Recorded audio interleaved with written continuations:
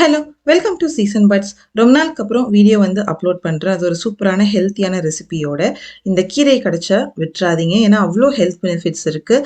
மருந்து போடாமல் மோஸ்ட்லி ஆர்கானிக்காக தான் இந்த கீரை கிடைக்கும். அது என்ன கீரைன்னு பார்த்தீங்கன்னா கோவக்கீரை. பொதுவாக கோவக்காய் நம்ம யூஸ் பண்ணியிருப்போம், அதுவுமே நிறைய பேர் ரொம்ப விரும்பி சாப்பிட மாட்டாங்க. ஆனால் இந்த கோவக்கீரையில் நிறைய ஹெல்த் பெனிஃபிட்ஸ் இருக்குது. வீடியோ மறக்காமல் ஃபுல்லாக பாருங்கள். இது வரைக்கும் நம்ம சேனலை சப்ஸ்கிரைப் பண்ணலாம், மறக்காமல் சப்ஸ்கிரைப் பண்ணிக்கோங்க. நோட்டிஃபிகேஷன் பில் பட்டனையும் ஆன் பண்ணிக்கோங்க. வாங்க இப்போ எப்படி செய்யறதுன்னு பார்க்கலாம். ஸோ கோவக்கீரை எடுத்திருக்கோம். நீங்கள் இந்த கீரை கடையில் நீங்கள் மார்க்கெட்டில் எல்லா இடத்துலையுமே உங்களுக்கு அதிகமாக கிடைக்கிது.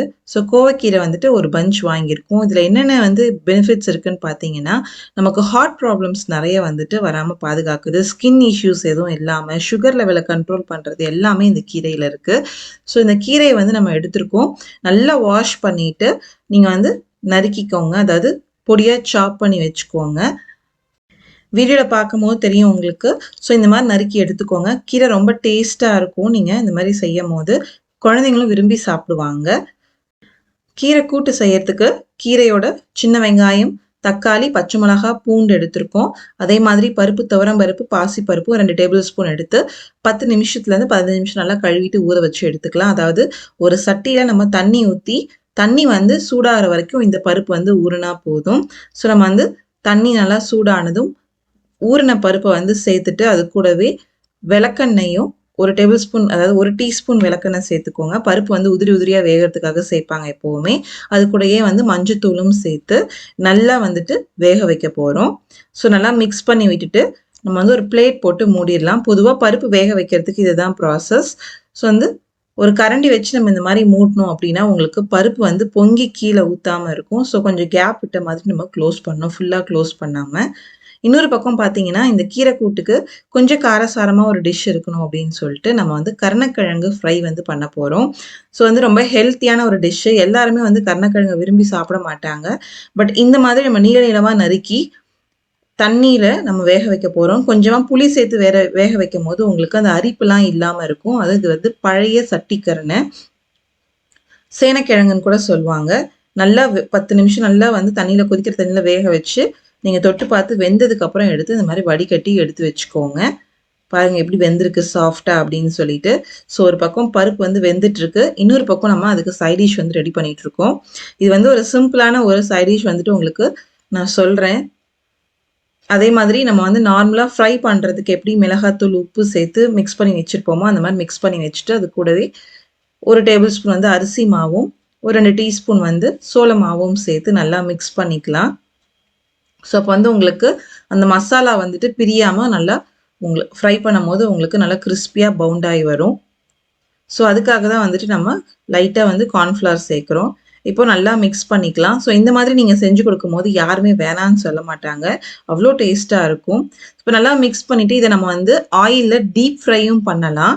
பட் அது ரொம்ப ஹெல்த்தியாக இருக்காது அப்படின்றதுக்காக நம்ம தவா ஃப்ரை மாதிரி பண்ணிக்கலாம். அதுக்கு எண்ணெய் சூடானதும் கடுகு, கருவேப்பிலை, பூண்டு க்ரஷ் பண்ணி சேர்த்துக்கலாம். நசுக்கி சேர்த்துட்டு நல்லா வதக்கிட்டு அது கூட நம்ம மிக்ஸ் பண்ணி வச்சுருக்க கருணக்கிழங்கு, சேனக்கிழங்கு சேர்த்துக்கலாம். சட்டி கருணைன்னு சொல்லுவாங்க. சேர்த்துட்டு நல்லா ஃப்ரை பண்ண போகிறோம். அந்த மசாலா நல்லா கோட் ஆகி ட்ரை ஆகிற வரைக்கும் நம்ம நல்லா ஃப்ரை பண்ணிக்கலாம். ஸோ இது உங்களுக்கு கீரை மைல்டான காரத்தில் இருக்கும். அதுக்கு நல்லா இந்த டிஷ் சூட் ஆகும். ஸோ கண்டிப்பாக ட்ரை பண்ணி பாருங்கள்.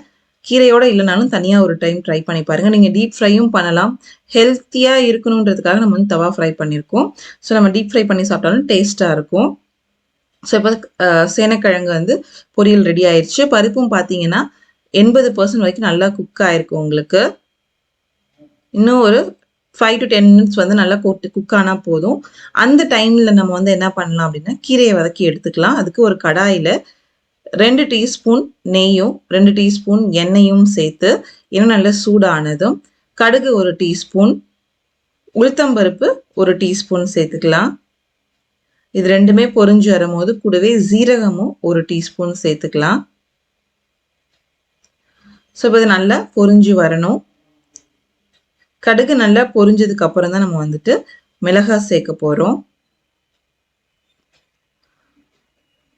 நம்ம காய்ந்த மிளகாய், பச்சை மிளகாய் ரெண்டுமே சேர்க்குறோம். உங்கள் காரத்துக்கு ஏற்ற மாதிரி நீங்கள் மிளகாயோட அளவு சேர்த்துக்கோங்க. இது கூடவே பூண்டு சேர்த்துருக்கோம். பூண்டு வந்து 10லேருந்து 15 பல் சேர்த்துருக்கோம். ஸோ பூண்டு வந்துட்டு நெறைய பேருக்கு அந்த பருப்பு சாப்பிட்டா ஒத்துக்காதுன்னு சொல்லுவாங்க. அதனால வந்துட்டு நம்ம பூண்டு வந்து கொஞ்சம் நெறையவே சேர்த்துருக்கோம். உங்களுக்கு வந்து குவான்டிட்டி ஜாஸ்தி வேணும்னா நீங்க கம்மியாவும் சேர்த்துக்கலாம். பூண்டு லைட்டா ஃப்ரை ஆனதும் சின்ன வெங்காயம் சேர்த்துக்கலாம். சின்ன வெங்காயம் நல்லா வதக்கிட்டு, அது கூடவே காரத்துக்கு பச்சை மிளகாவும் சேர்த்துருக்கோம். ஸோ 2மே சேர்த்துருக்கோம். உங்க காரத்துக்கு ஏத்த மாதிரி நீங்க வந்து ஆட் பண்ணிக்கோங்க. நல்லா ஃப்ரை பண்ணிக்கலாம் இப்போ. ஸோ இருமல கூட சரி பண்ணக்கூடிய கீரை தான் வந்துட்டு கோவக்கீரை. இப்போ தக்காளி வந்துட்டு ஒரு தக்காளி சேர்த்துருக்கோம். இதையும் நல்லா வதக்கிக்கலாம்.